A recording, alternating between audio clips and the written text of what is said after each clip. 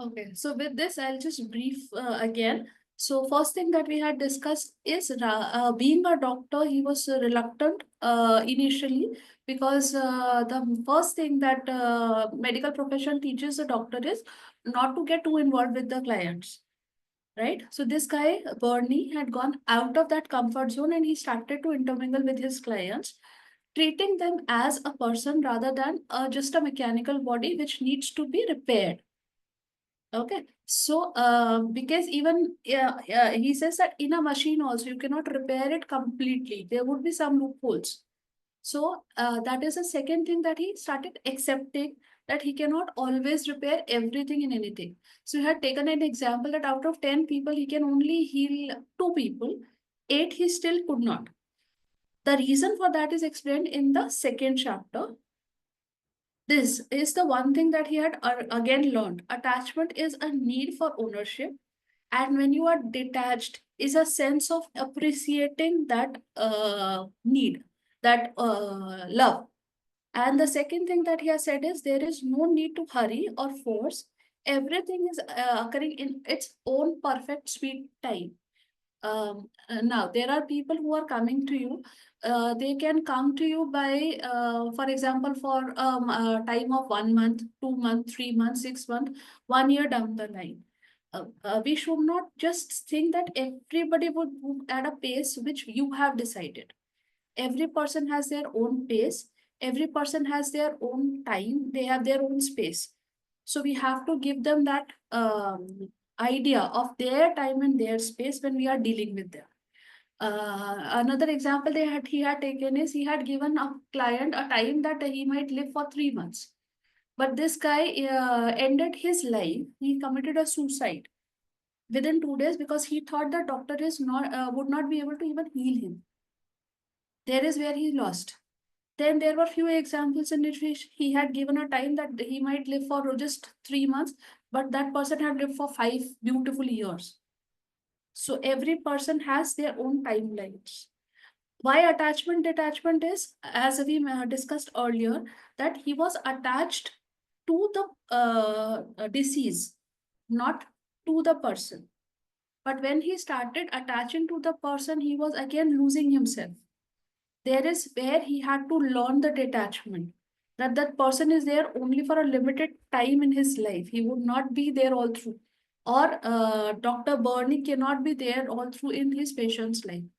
So we have to learn that attachment detachment wala thing, right? And then this again, what the book tells me, I search it on net and then I can get this beautiful quotes and somehow that clicks to my mind, and that is how I'm reading this book. So this is again, he is explaining attachment is a way things have to be done, psychologically stiff, and break when things go the opposite way. But when you are detached, it is see how things can be made to work. You are flexible, and then you can bend and rise again. Again, I relate here is one thing that happens. There are clients who come to me for initially 2, 3 months. I am so overwhelmed with them. I give them every kind of intervention. I handholded them, and then we move forward. And then suddenly, either they move out or I move out. I was not able to figure out why this happens. There is where this particular picture helped me, that they have their own sweet leisure time and they are moving slowly. That does not mean that my speed can match up to their speed or their speed can match up to my speed.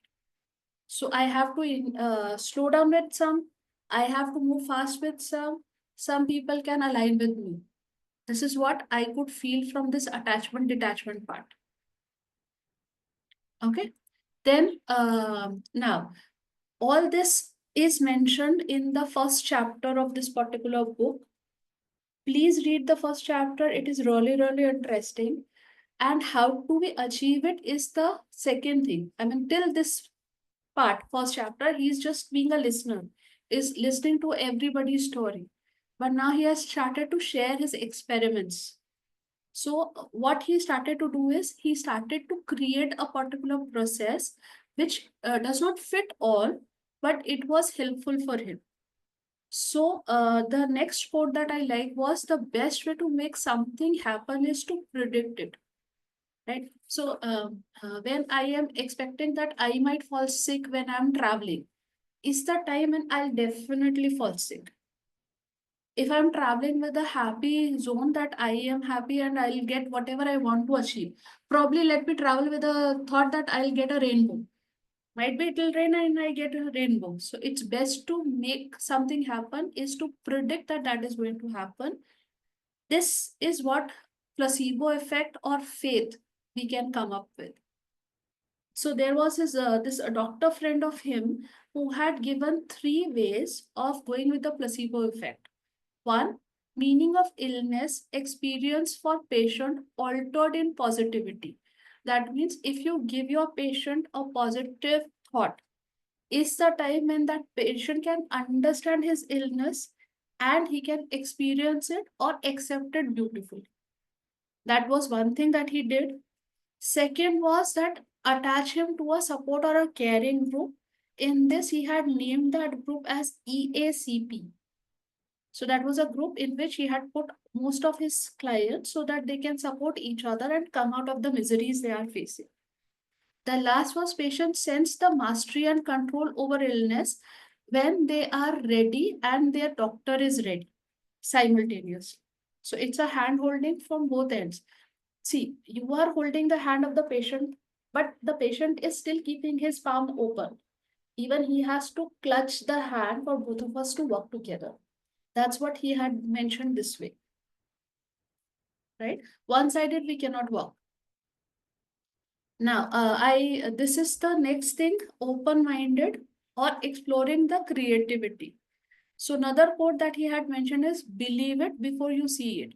So there are two things. Either we see in order to believe it. That is what science does. And what faith does is we must believe in order to see it. I am again going a bit slow here for you to sink this in.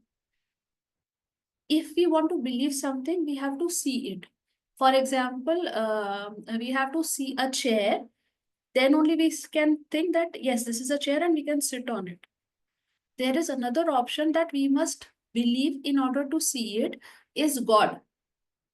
We have to believe that God exists, then only we can actually see the things that He's doing for us. So this was one very beautiful line I could see from this book. Second was, there was one client who went to a doctor and said that, sir, how much time do I have to live? The doctor tells him that the medicines are not working for you, the chemo drugs are not working for you. The only thing we are left with is hope and pray. So this lady who's gone to the doctor, she asked, sir, how do I hope and pray? So the doctor says, I don't know. And there is where this patient says, my doctor even doesn't know what he's prescribing. So doctor didn't know the medicine he prescribed. Eventually that lady connected this Dr. Bernie, and there is where she lived for 5 beautiful years.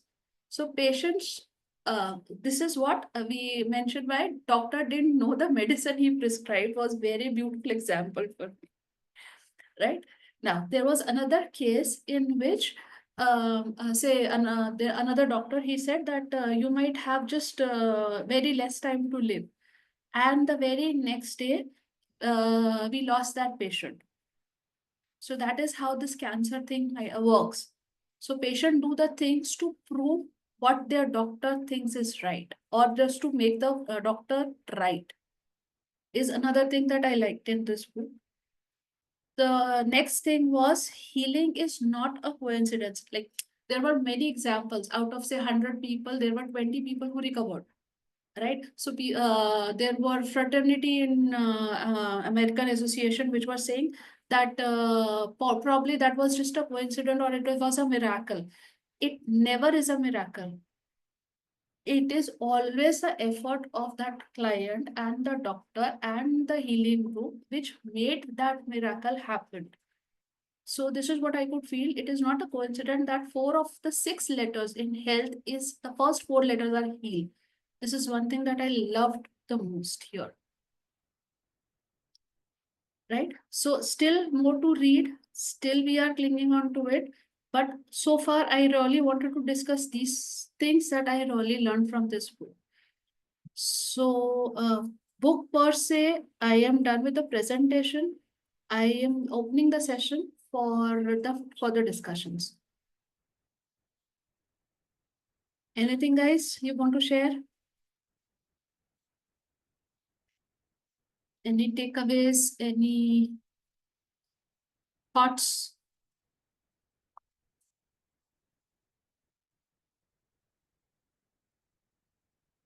Guys, please come on screen so that we can discuss.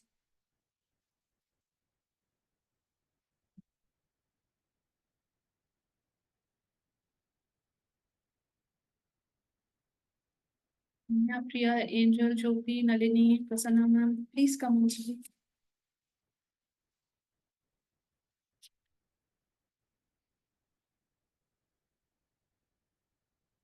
Okay, just give me a heads up of what is your key takeaway, one key takeaway from the presentation.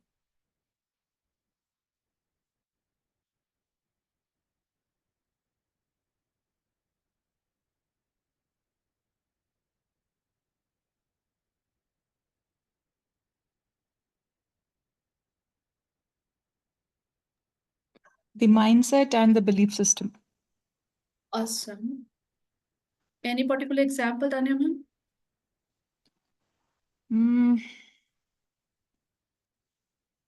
particular example, probably I'll think and come about before the session ends if it's possible. Sure. Yeah. No, like the session, the today's session. Any one example that you would want to? I'll stop Okay. the recording. We can discuss. Yeah. So